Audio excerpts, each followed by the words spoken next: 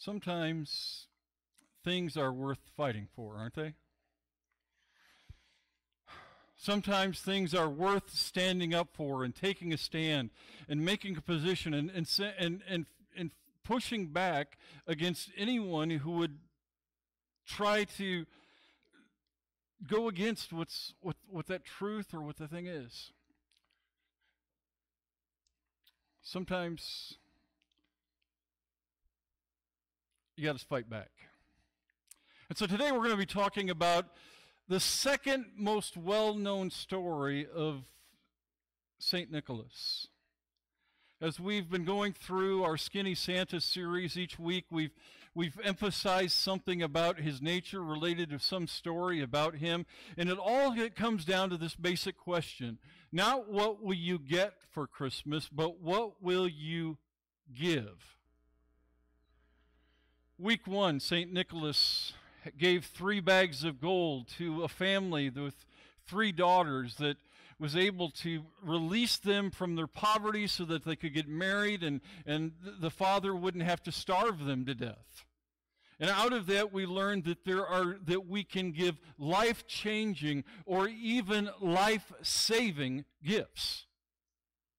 Week 2, we talked about St. Nicholas rescuing 3 sailors from injustice as a 70-year-old St. Nicholas rushes to the aid of them as they're about to be beheaded, disarms their executioner, and brings the offending ruler to justice. In week 3, last week, we talked about St. Nicholas as he pled for the merchants to leave grain for his community, which was in the midst of a famine. And they didn't want to do it because the grain had already been measured and already been determined how much there was, and if they got to Constantinople without the right amount, then they'd be in big trouble. And St. Nicholas said, I'll take care of it. And each boat left 100 bushels of grain. There was enough to get them through 2 years of famine and provide enough to plant the crop the following year. And when the boats arrived in Constantinople, no grain was missing. It was all there. This week we want to talk about that 4th story. And so I need somebody to come up and unwrap our gift this week. So Dee, if you would come up and unwrap our gift, you'll find it there in a snowman bag.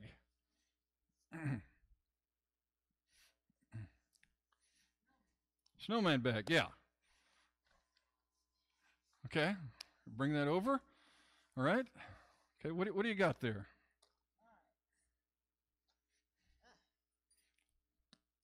Boxing gloves. Now somebody already noticed that this morning those go with my shirt. I don't know what he was trying to imply, but go ahead and try them on. Let's see.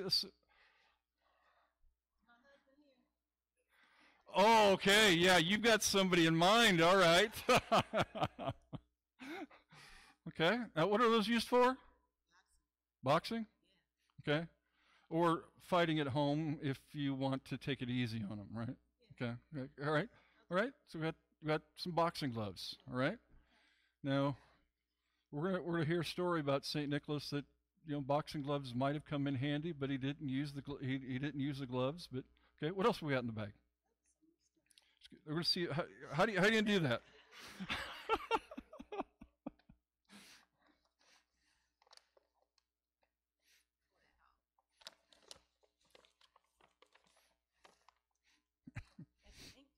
Ink pens. Okay, what do you use ink pens for? Right? What kind of things would you write with? Good things, bad things, funny things, sad things, all types of things. Right. Might write a letter. Yeah. Somewhere. Okay. Card. Right. Journal. Right. Thanks very much. You're welcome. And we'll see how St. Nicholas used this kind of thing to prove his ministry as well. All right. Yeah, you can just go ahead and leave them there.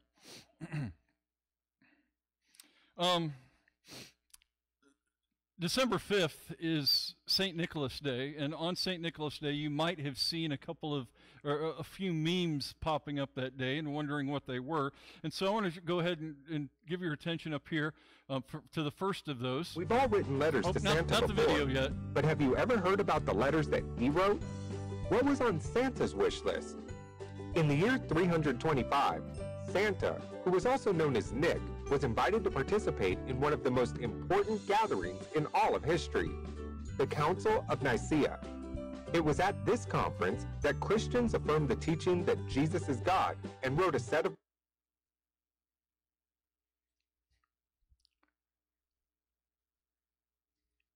Slide 2.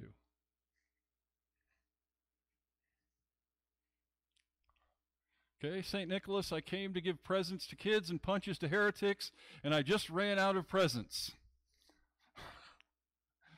Okay? Another one related to that.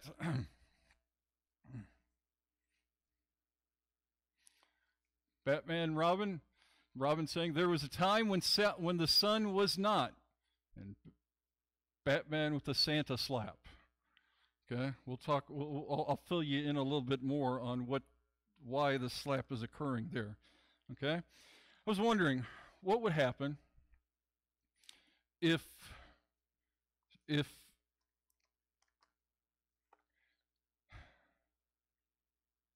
how many have written a letter to Santa?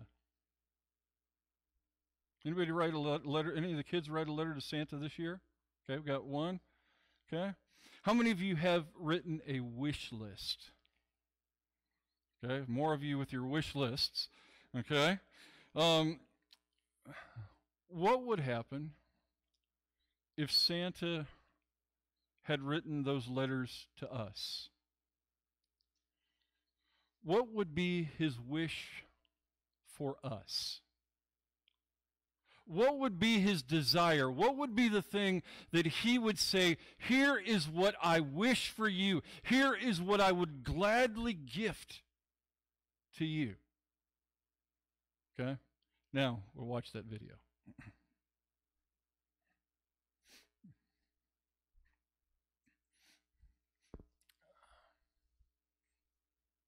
We've all written letters to Santa before, but have you ever heard about the letters that he wrote? What was on Santa's wish list? In the year 325, Santa, who was also known as Nick, was invited to participate in one of the most important gatherings in all of history, the Council of Nicaea. It was at this conference that Christians affirmed the teaching that Jesus is God and wrote a set of beliefs that is still upheld today. However, a few of the people didn't agree with the teachings about Jesus. This is where it gets interesting, because one rumor said that Santa got so mad that someone was teaching the wrong things about Jesus that he leapt up, ran across the room, and smacked the man across the face. But that really never happened. It was just a legend that was made up 1,000 years after the council. But here's what really happened. Rather than using his hands for harm, Santa used his hands for good. After the council was over, Santa wrote several letters to the people who disagreed with the decisions, pleading with them to agree with the teachings about Jesus. Rather than getting angry, Santa was patient with the men and pleaded with them to agree. And for at least 2 of the men, the letters worked. After a few years, they completely affirmed these beliefs about Jesus and were completely restored by the church. What was on Santa's wish list? That these men would know the one true God. And that's our wish for you, that you would know and follow Jesus. He's the one who Santa followed, and he can be the one that you follow too.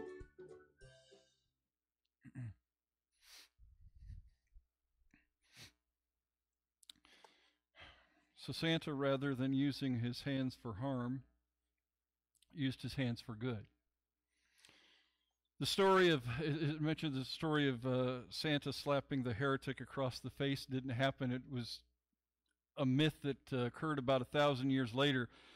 But rather, what he does is he is in a position of authority, a position of respect, and he uses that authority and influence in order to write letters pleading with people to come into line with the important teaching about Jesus being God. being fully God. That's where the Batman and Robin thing, where it's saying there was a time where the sun didn't exist. That was the argument that was happening there. It's saying that Jesus was a third something. He was partially God and partially human. He wasn't fully God. And so this meme here, homoousios or homoiousios. What? I can tell you're not the real Santa.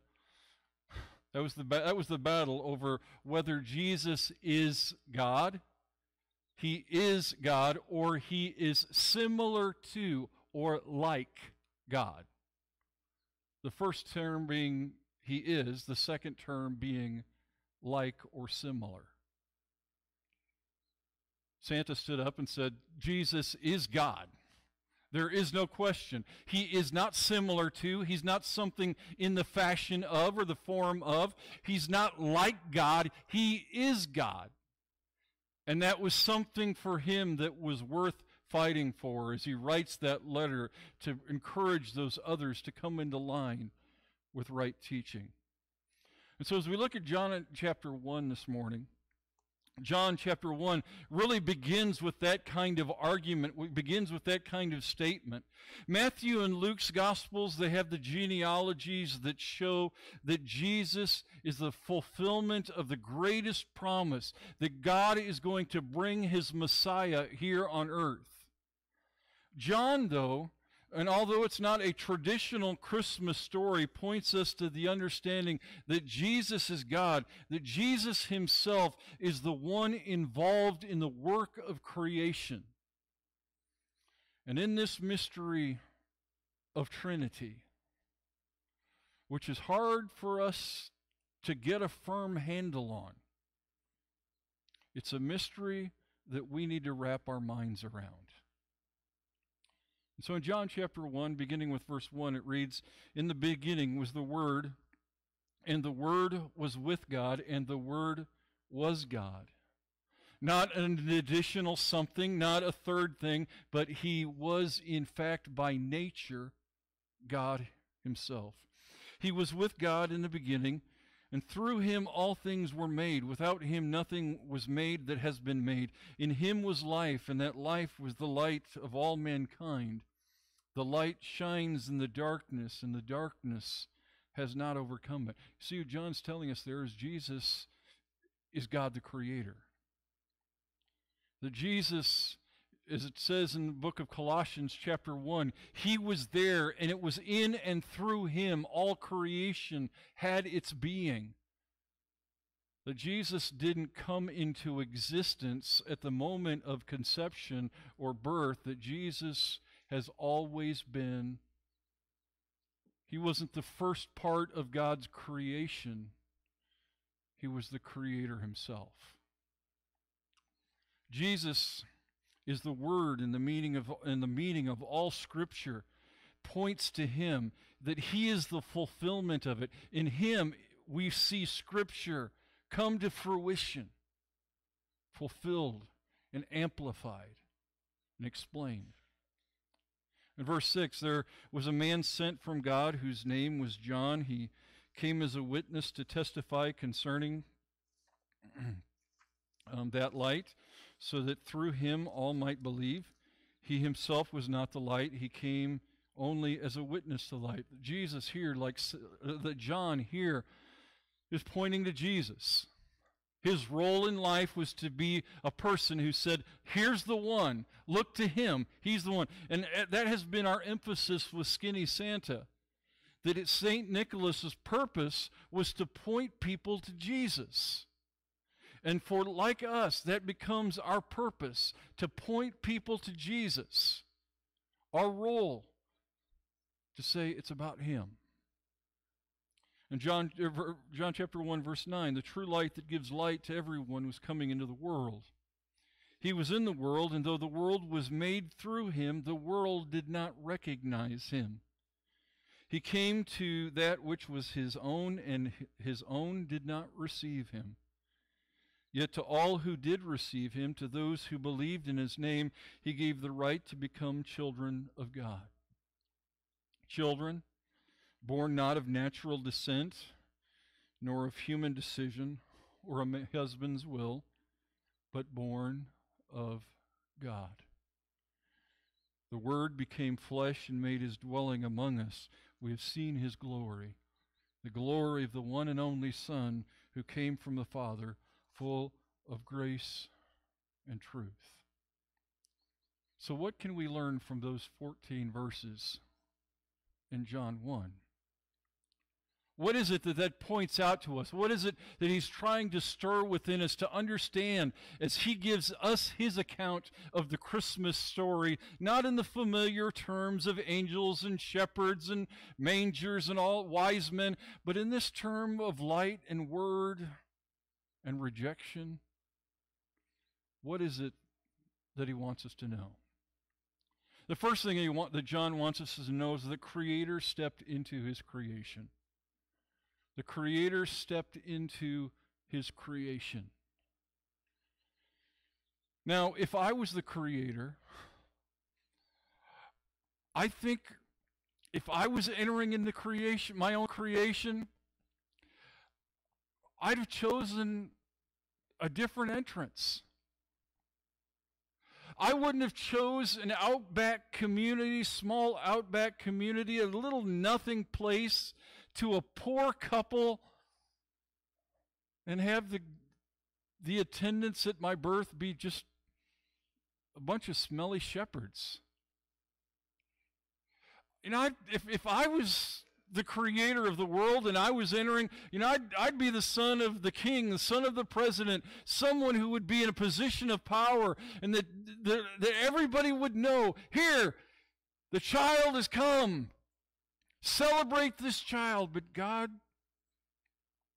didn't enter the world that way.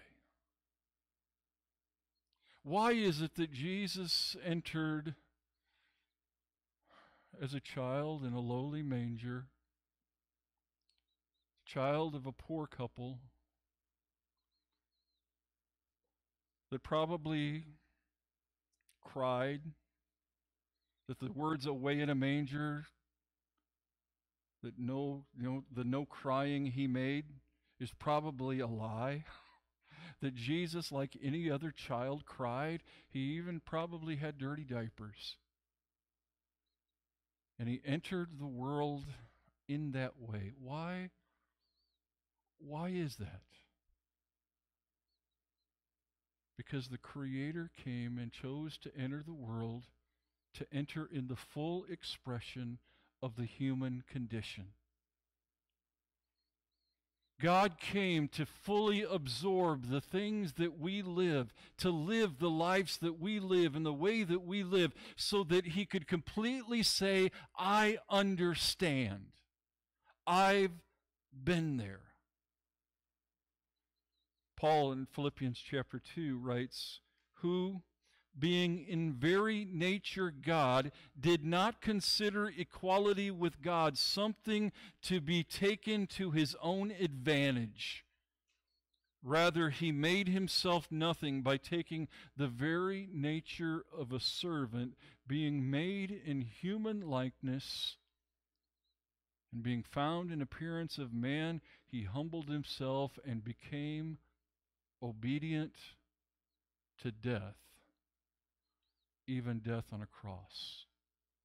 What we see in Paul's statement there is a downward mobility of Jesus. We're taught that we ought to be all about upward mobility, but Jesus comes and descends into our midst so that he can relate to our experience. He chose to be like us because he wanted to identify with us. In the Hebrews chapter 4, verse 15, it says, for we do not have a high priest who is unable to sympathize or empathize with our weakness, but we have one who has been tempted in every way just like you and I. One exception. He didn't sin. But he knows the experience. He knows the pull. He knows the desire. He knows the war that we wage in the midst of temptation, because he came and stepped down into his own creation. The second thing that John wants us to understand from this is his light shone in the darkness. When we think of Christmas, we think of the Bethlehem star. We think of the decorative lights.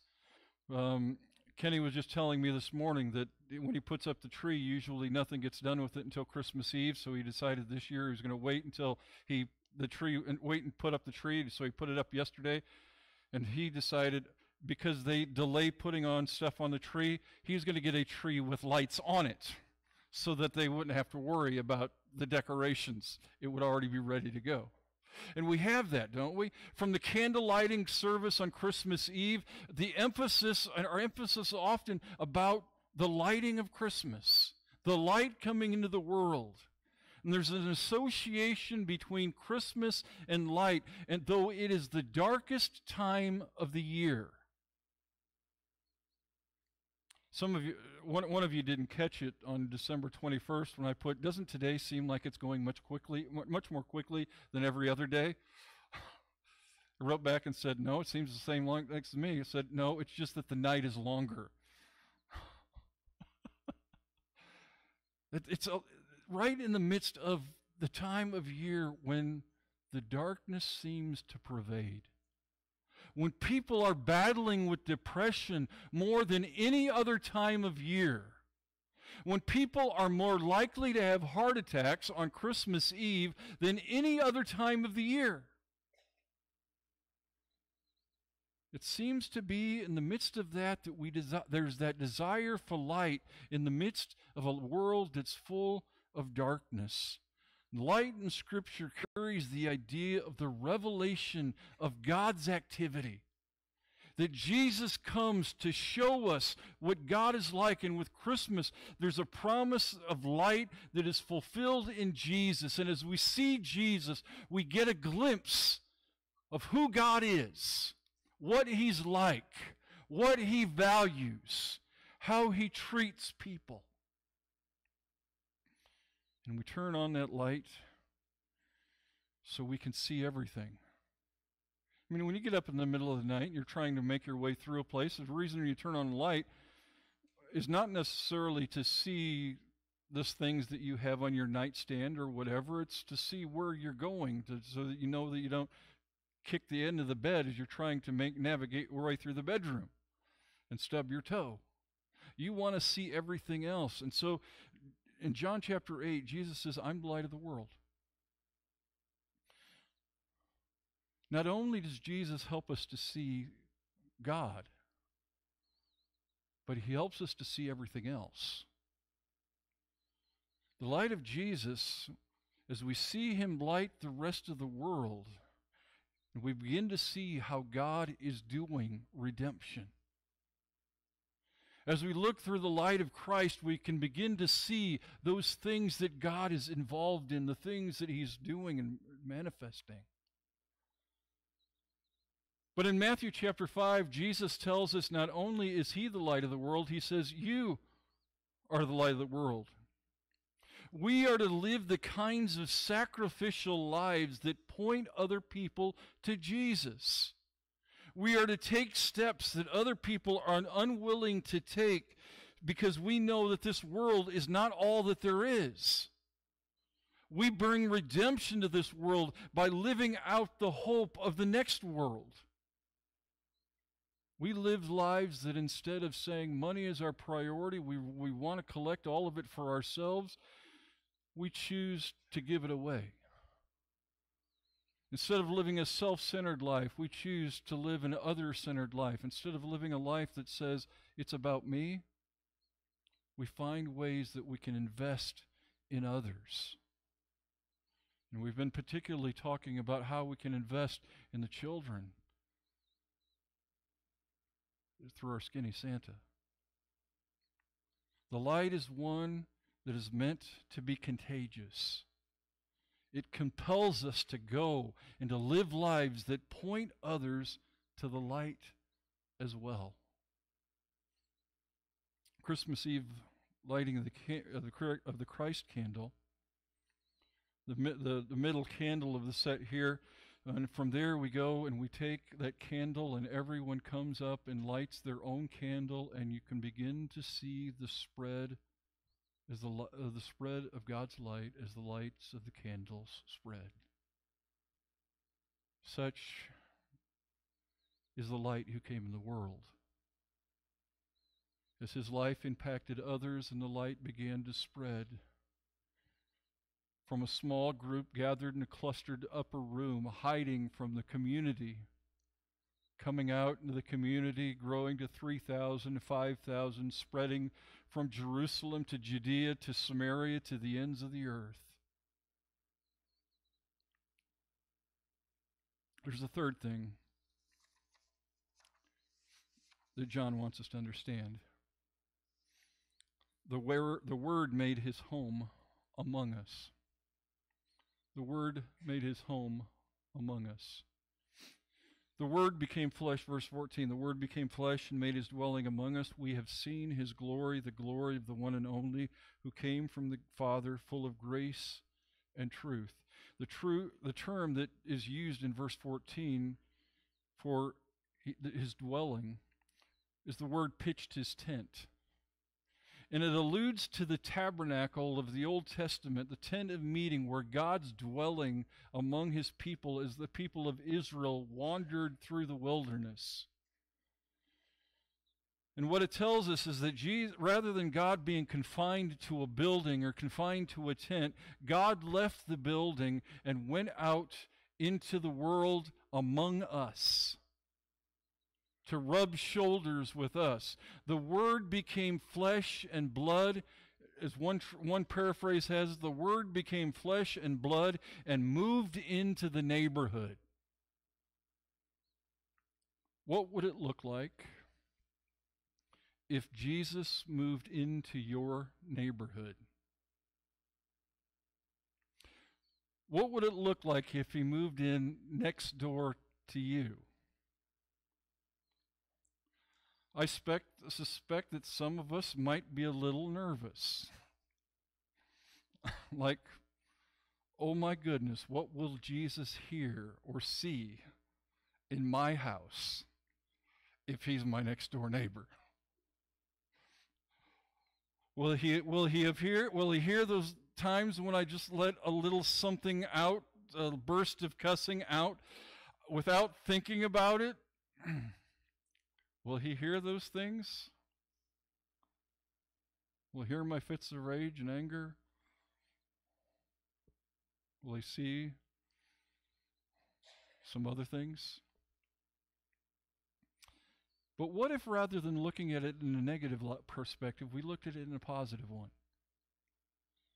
If Jesus truly moved into the neighborhood, what kind of difference would it make in your life? How would he show love to that neighbor that, when we all have them, that neighbor that we find hard to love? How would Jesus show love to that neighbor? See, Jesus just doesn't come to give us a book of rules. He didn't come just to merely show us a better way of life. He came literally to show us how the Creator meant for us to live. John 1:14, grace and truth. Does it look like, as we look at our world around us, that those elements of life need to be more present? Our world is desperate for grace and truth. We celebrate Jesus as the Creator who stepped into his creation. We celebrate Jesus as the light that shone into the darkness. We celebrate Jesus as the Word who has made his home among us. And we affirm, just as Nicholaus of Myra did, that we want everyone to know the one true God. It's not just about our beliefs. It's not just about our actions. It's about centering our beliefs and actions around Jesus Christ. And as we do, we can be truly messengers of hope. We've been talking through each week the Skinny Santa challenge. The three elements of the challenge that as we've talked to this. The first of those Skinny Santa challenges is that we would share skinny. That we would tell the stories of others or tell the story of Santa to others and be able to share with them how Santa pointed people to Jesus.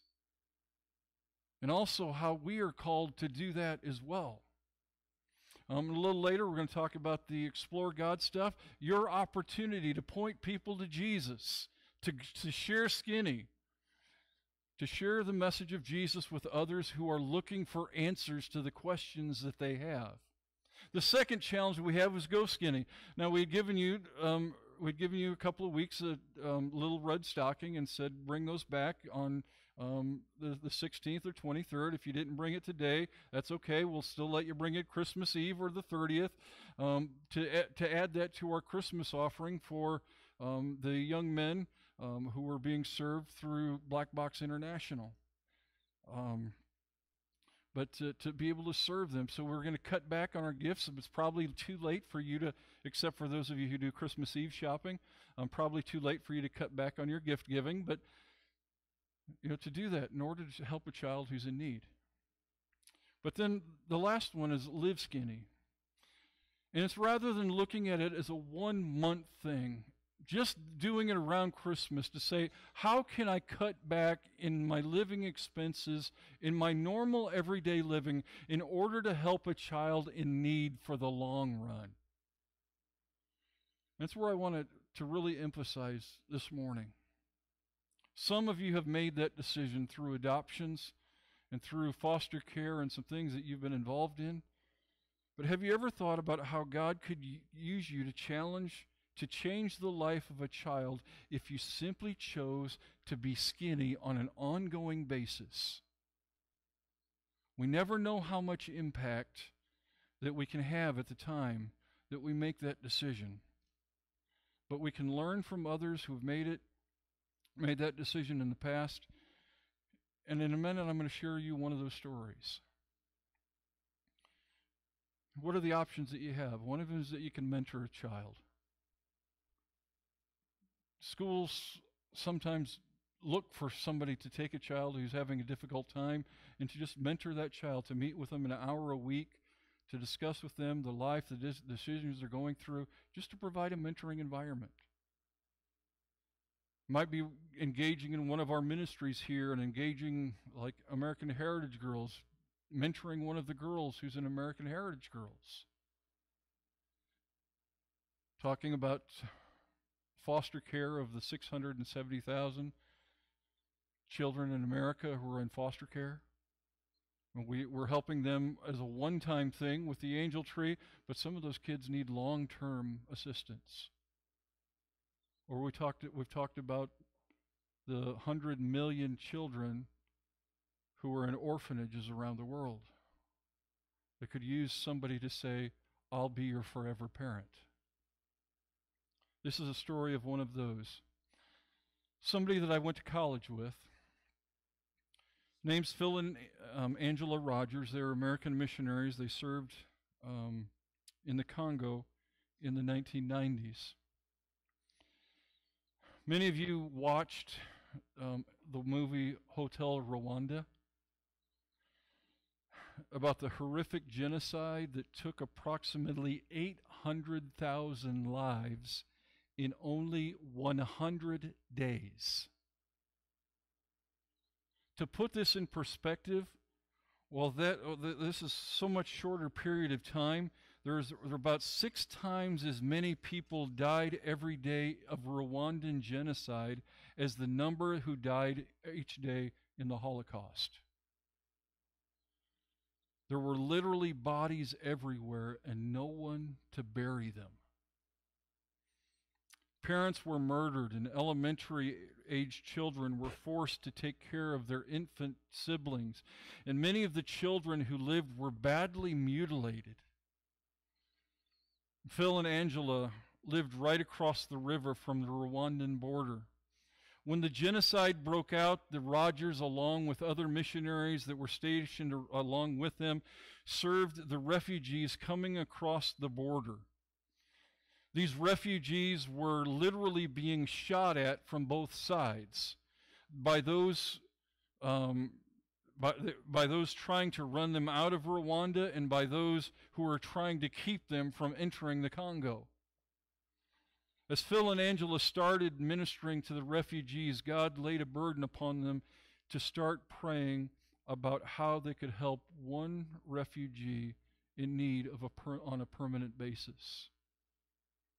And just like we've been challenging you to live skinny, so they could help that child permanently. They started praying this prayer sometime in June of 1994. But there's another thing of Phil and Angela's story that you need to know.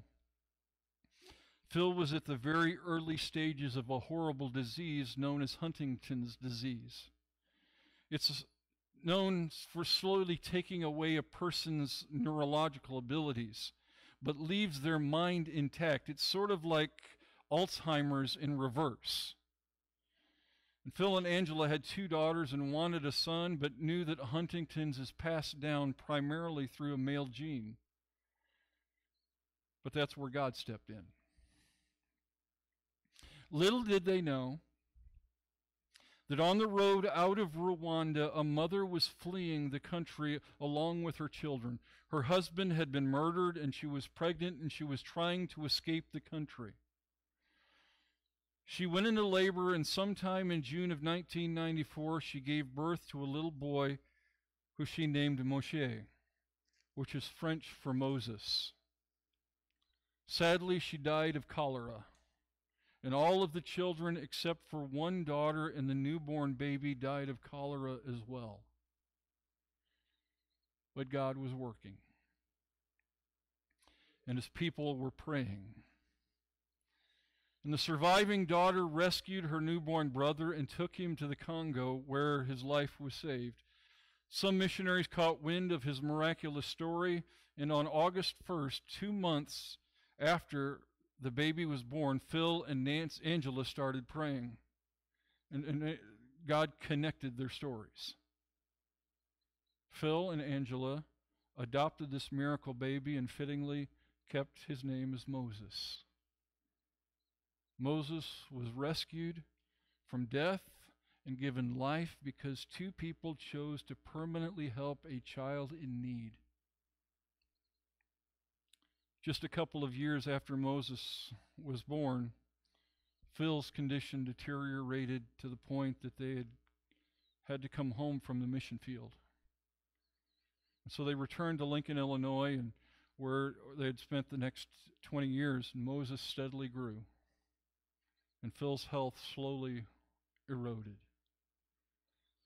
Finally, in August of 2017, Phil Rogers died at the age of 59.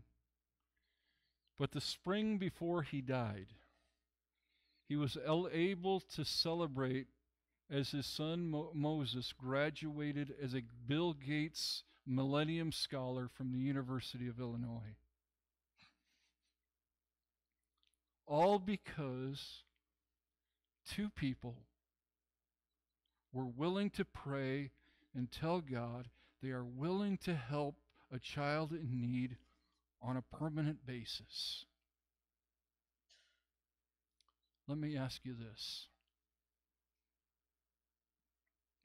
Who do you think was more blessed? Phil or Moses? I think we all know that they were both infinitely and eternally blessed. Will you help someone become the next Moses? But there's a question that comes before that one. Will you pray the prayer that Phil and Angela prayed? Give us one child to help permanently.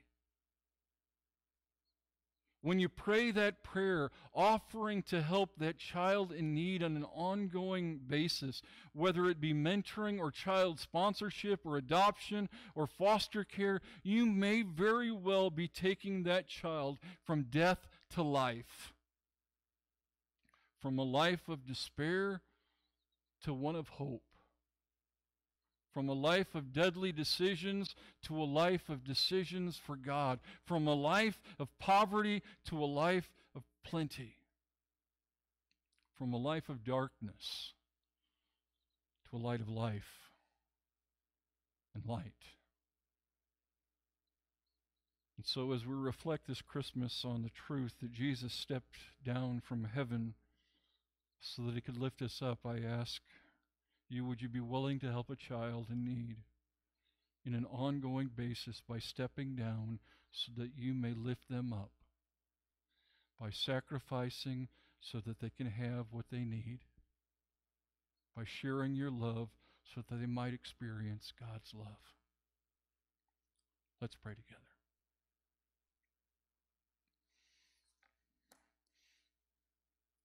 God, as Jesus stepped into our world